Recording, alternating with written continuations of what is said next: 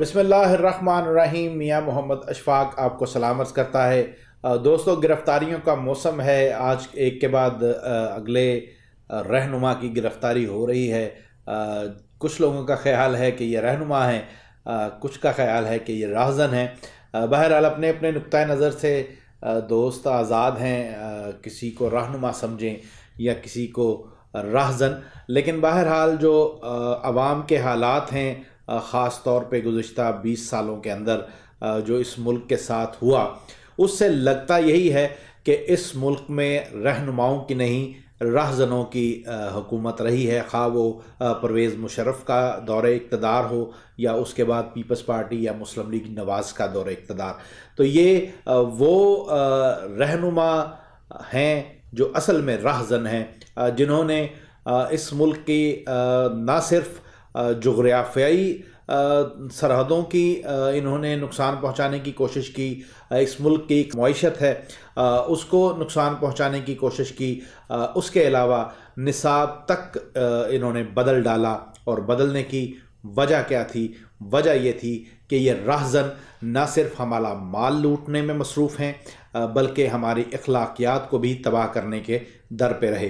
تو یہ جو حالات ہیں، ان حالات میں آج کی جو شہباز شریف صاحب کی پریس کانفرنس تھی، اس پریس کانفرنس کو دیکھ کر مجھے شہباز شریف صاحب پہ ترس آ رہا تھا۔ میں شہباز شریف صاحب کے حوالے سے اتنے سخت الفاظ کیوں جو بیان دے رہا ہوں، اس کی بنیادی وجہ یہ ہے کہ 2012 میں میں یہ سمجھتا تھا اس سے پہلے کہ شہباز شریف صاحب، چونکہ ہم ہمارے جو کالم نویس تھے، جو ہمارے بڑے بڑے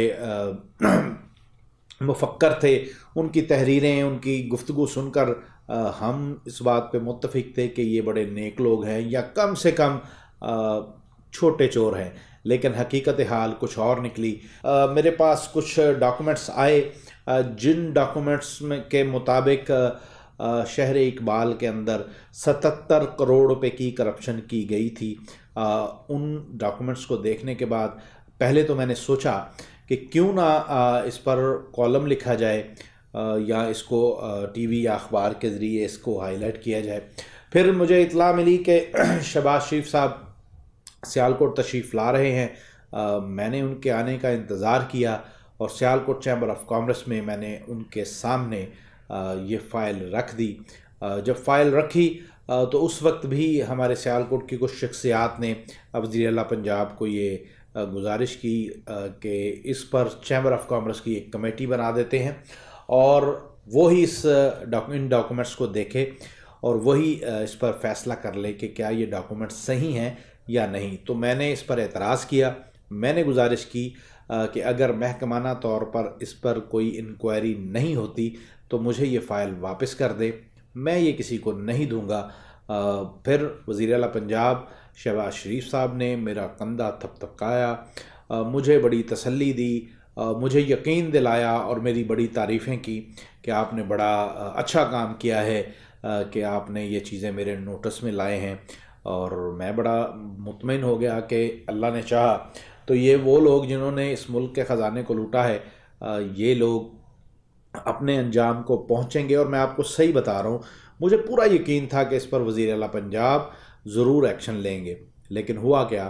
ہوا یہ کہ پھر ایک لمبا ٹیلی فون کالز کا تانتا بن گیا، سفارشیں آنا شروع ہو گئیں، ان افراد کی کہ سفارشی مجھے کال کرنے لگے، رابطہ کرنے لگے جو اس کرپشن میں ملوث تھے۔ ظاہر ہے ہمارا تو مقصد اس قوم کے لیے کچھ کرنے کا عزم تھا اور یہ سمجھتے تھے کہ وزیر اعلیٰ پنجاب شہباز شریف ہمارے اس عزم میں ہمارا ساتھ دیں گے، لیکن حقیقت حال کچھ اور نکلی۔ کچھ دن گزرے، مجھے ایک بڑے بیوروکریٹ کی رات لیٹ نائٹ کال آئی اور انہوں نے مجھے کہا کہ آپ کہاں پہ ہیں؟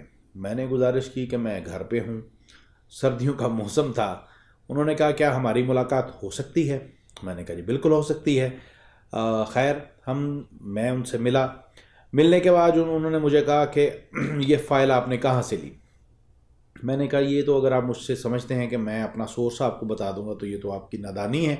اگر اس کام کے لیے آپ نے مجھے رات کے اس پہر جو ہے وہ بلوایا ہے تو میں معافی چاہتا ہوں، میں آپ سے یہ شیئر نہیں کر سکتا۔ انہوں نے کہا کہ ایسا نہیں ہے، میں یہ سورس نہیں جاننا چاہتا، لیکن میں آپ کو یہ بتا دوں کہ ان ڈاکومنٹس پر فلاں بندے کی نوکری بھی جاتی ہے، فلاں بھی جاتی ہے، فلاں بھی جاتی ہے. کچھ 6 بندے انہوں نے مجھے گنوائے جن سے پتہ یہ چلتا تھا کہ یہ مطلب وہ بتا یہ رہے تھے کہ نہ صرف ان کے خلاف ایکشن ہو سکتا ہے بلکہ ان کو سزائیں بھی ہو سکتی ہیں اور ان کی نوکریاں بھی جا سکتی ہیں.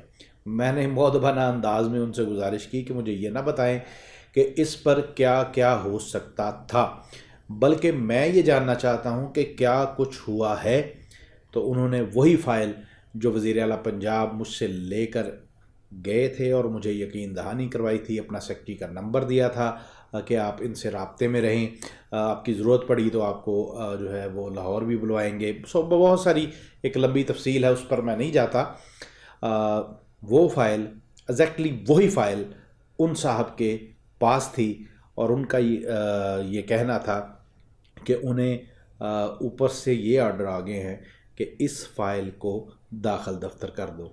تو جب وزیر اعلیٰ پنجاب کرپشن کے اوپر ایکشن کی بات کرتے ہیں تو مجھے یہ خیال آتا ہے کہ یہ ایک شخص کتنا جھوٹا آدمی ہے جس نے میرے اعتماد کو ٹھیس پہنچائی، نہ صرف میرے اعتماد کو بلکہ قوم کے اعتماد کو ٹھیس پہنچائی، اس قوم کے اعتماد کو جو ان کے کرپشن میں لت پت ہونے کے باوجود ان کے ساتھ محبت کرتی ہے.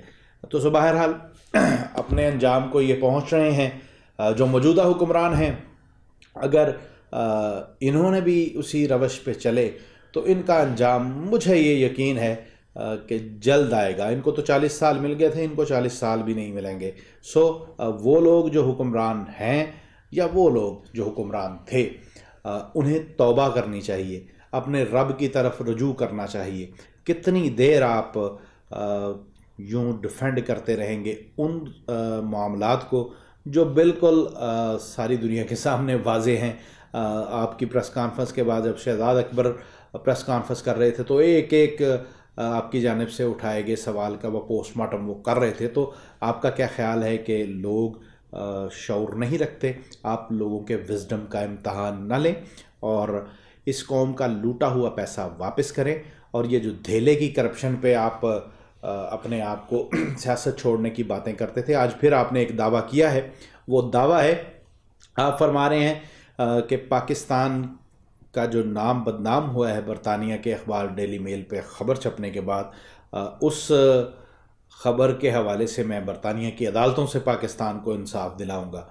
پاکستان کو آپ انصاف دلانے سے تو رہے، اللہ کرے کہ آپ کو خود اس بات کا احساس ہو جائے کہ کہیں اللہ آپ کے ساتھ انصاف نہ کر جائے.